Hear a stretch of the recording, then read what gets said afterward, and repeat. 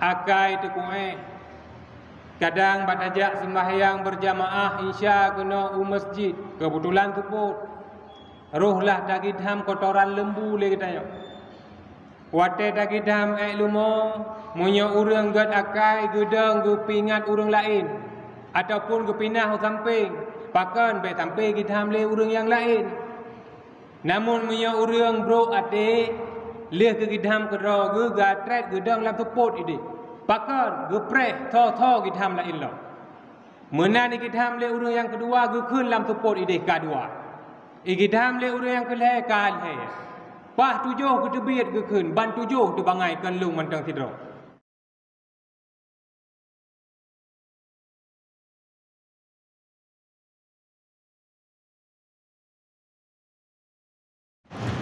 Assalamualaikum warahmatullahi wabarakatuh.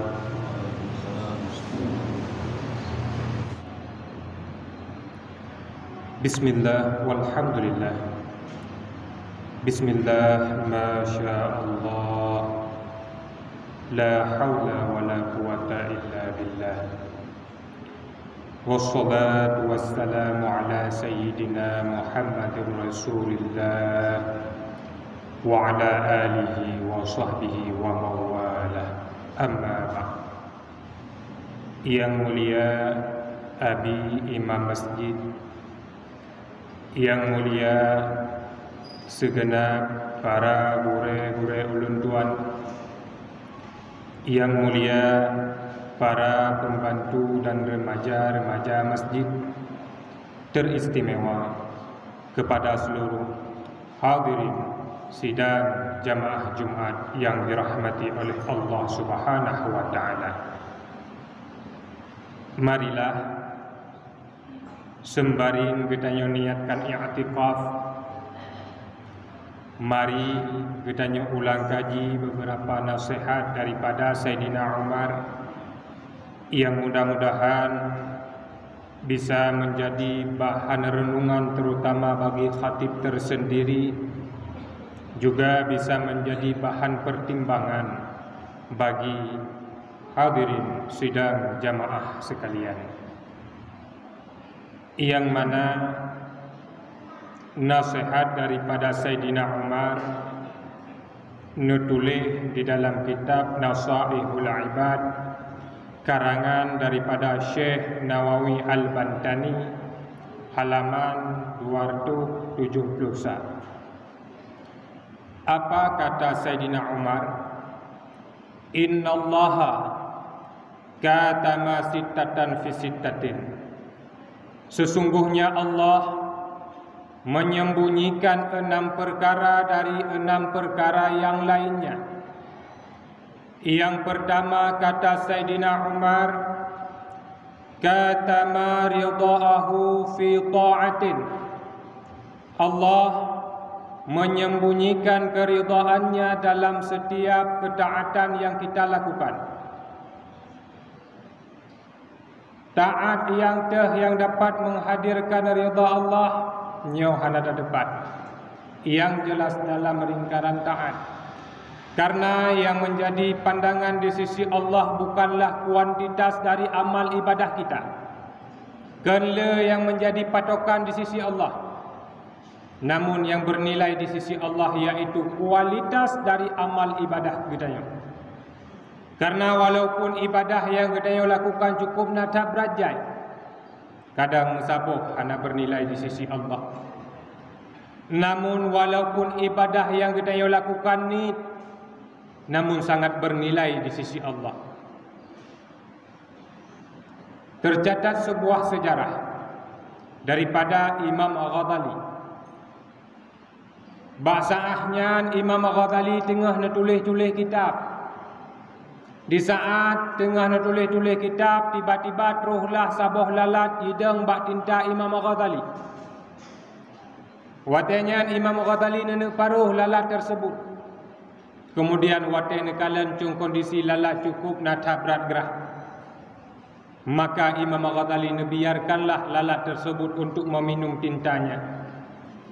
Leh jijib tinta Imam Ghazali, kemudian lalat tersebut pun pergi, meninggalkan Imam Ghazali sendirian.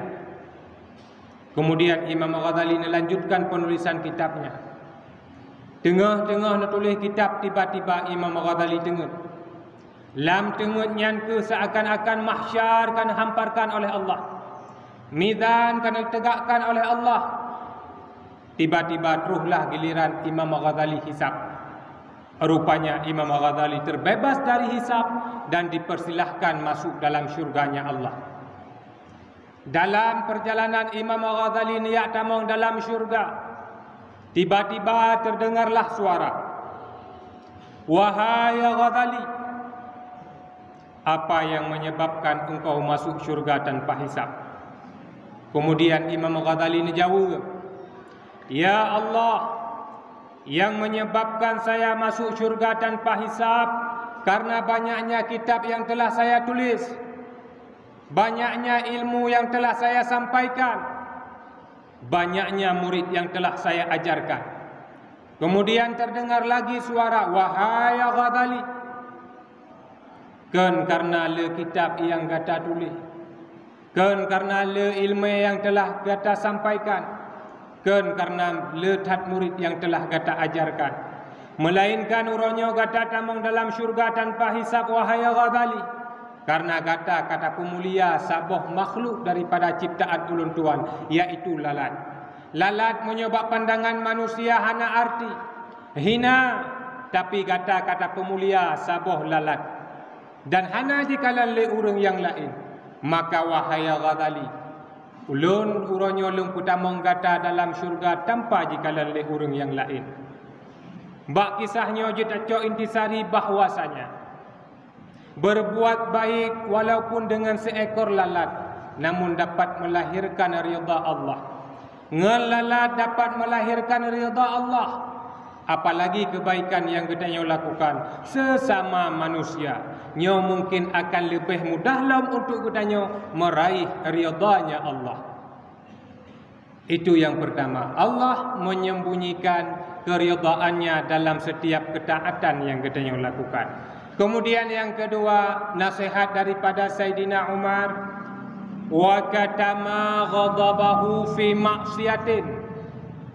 Allah menyembunyikan kemurkaannya dalam setiap maksiat yang kita lakukan. Maksiat yang dapat melahirkan murka Allah, nyo hana terdapat. Oleh karena itu, karena nuso murka Allah dalam kemaksiatan, baik sagai-sagai getanyo tak sepelekan hal kemaksiatan walaupun kemaksiatan itu sekecil apapun. Karena getanyo hana dapat patah hidup murka Allah. Sabuh kisah di masa Rasulullah, sidra urang inang tamang dalam neraka wapu gara-gara taboh mia. Putrai pelaku le urang inangnya dicok mia jikurung. Leh jikurung hana jibimpun. Akhir-akhir mianyan mati dalam keadaan kelaparan karena berbuat zalim dengan seekor kucing, maka melahirkan murka Allah.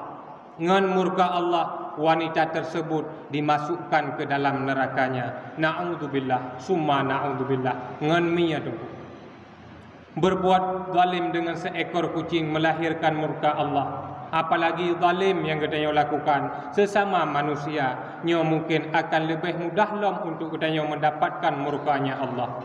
Maka bertegak-tegak ladung kita hidup dalam masyarakatnya ate tu bro, akai tu kuai. Kadang badajak sembahyang berjamaah isya kena masjid, kebetulan tu pun rohlah dagidham kotoran lembu le kita yo. Wate dagidham lumo munyo urang gad akai gedang gepingat urang lain ataupun gepinah samping pakan be sampai gidham le urang yang lain. Namun munyo urang bro ate leh ke gidham kedro ge gatret gedang lam tepot ide. Pakan gepreh tho gidham lain lo. Menani gidham le urang yang kedua ge keun lam tepot ide kadua. Igidham le urang yang keleh kal he. Pah tujuh ke tebit ke keun, ban tujuh tu bangai kan lung mantang tidro. Nyan munyo urang yang buruk hati. Namun coba kita renungkan, kadang ngon zalim yang demikian rupa kita lakukan, walaupun kecil nampaknya, namun inan kadang hidup murka Allah tamang dalam neraka. Tho yang susah, tho yang rugau.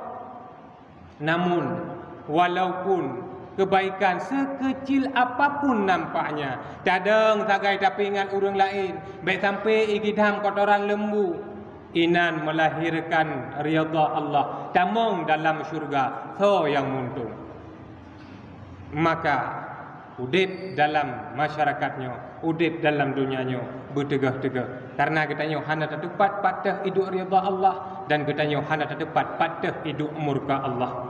Maka bertegah-tegah.